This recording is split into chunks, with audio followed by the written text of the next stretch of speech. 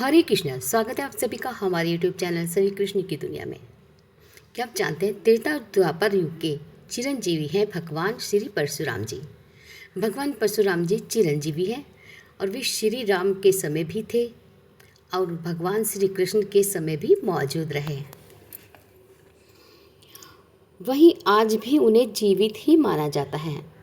परशुराम जी ने एक बार भगवान श्री कृष्ण को सुदर्शन चक्र भी उपलब्ध कराया था और किंवदंती तो ये है कि महेंद्रगिरी पर्वत भगवान श्री परशुराम जी की तपस्या स्थली रही है और उसी पर्वत को कल्पांत तक तपस्या के लिए उन्होंने चुना था। कहते हैं कि एक बार भगवान श्री गणेश जी ने परशुराम जी को भगवान शिव के दर्शन करने से रोक दिया था, जिससे रुष्ट होकर परशुराम जी ने उन पर फरसे से प्रहार किया, जिससे उनका एक दांत टूट गया था और वे एक दंत कहलाए। त्रेता युग में सीता स्वयंवर में शिव धनुष टूटने पर वे नाराज हुए और फिर श्री राम का सम्मान भी किया, तो ऐसे थे श्री परशुराम जी। द्वापर में उन्होंने असत्य वचन के लिए दंड स्वरूप कर्ण को सारी विद्या विस्मृत होने का भी श्राप दिया था। भीष्म, द्रोण व कर्ण को शास्त्र विद्या प्रदान की थी। भगवान परशुराम को भगवान श्री हरि विष्णु जी का छठा अवतार भी माना जाता है, जबकि श्री राम 7वें अवतार थे। भगवान परशुराम का जन्म 5142 ईस्वी पूर्व वैशाख शुक्ल पक्ष तृतीया के प्रथम पहर में हुआ था। इनकी जन्म तिथि अक्षय तृतीया होने के कारण इसी दिन परशुराम जयंती भी मनाई जाती है। और साहित्यकार शिव कुमार सिंह कौशिकी के द्वारा किए गए एक शोध के तहत भगवान परशुराम जी का जन्म वर्तमान बलिया के खैरीडोह में बताया गया है। हांसी उत्तर प्रदेश के शासकीय बलिया गजेंटियर में परशुराम जी का चित्र सहित संपूर्ण विवरण भी उपलब्ध होना बताया गया है।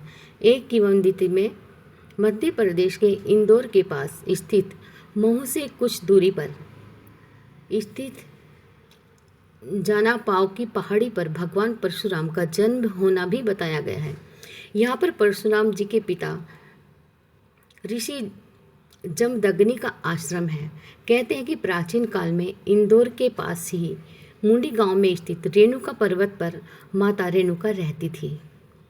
एक अन्य मान्यता में छत्तीसगढ़ के सरगुजा जिले में घने जंगलों के बीच स्थित कलचा गांव में स्थित एक सत महिला है।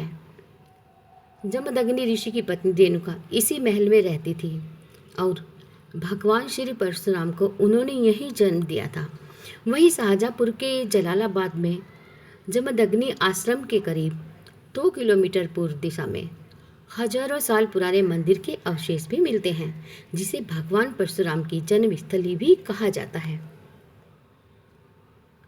महर्षि स्विक ने महर्षि अगस्त्य के अनुरोध पर जमदग्नि को महर्षि अगस्त्य के दक्षिण में कोंकण प्रदेश में धर्म प्रचार का कार्य करने लगे।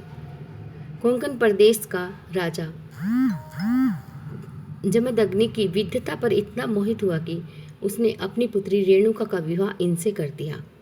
इन्हीं रेणुका के 5वें गर्भ में से भगवान श्री परशुराम जी का जन्म हुआ। जमदग्नि ने गृहस्थ जीवन में प्रवेश करने के बाद धर्म प्रचार का कार्य बंद कर दिया और राजा गादी की स्वीकृति लेकर इन्होंने अपना जमदग्नि आश्रम स्थापित किया और अपनी पत्नी रेणुका के साथ वहीं रहने लगे। राजा गादी ने वर्तमान जलालाबाद के निकट भूमि जमदग्नि के आश्रम के लिए चुनी थी। जमदग्नि ने आश्रम के निकट ही रेणुका के लिए कुटी भी बनवाई थी। आज उसी कुटी के स्थान पर एक अति प्राचीन मंदिर भी बना हुआ है, जो अब ढकियाइन देवी के नाम से सुप्रसिद्ध है। भगवान परशुराम के लिए जहां अपने पिता की आज्ञा सर्वोपरि थी, वहीं वे अपने क्रोध व शिव भक्त होने भी जाने जाते हैं। कहा जाता है कि एक बार उन्होंने अपने पराक्रम से नदियों तक की दिशा भी मोड़ दी थी। तो ऐसे हैं त्रेता और द्वापर के युग के चिरंजीवी भगवान परशुराम जी।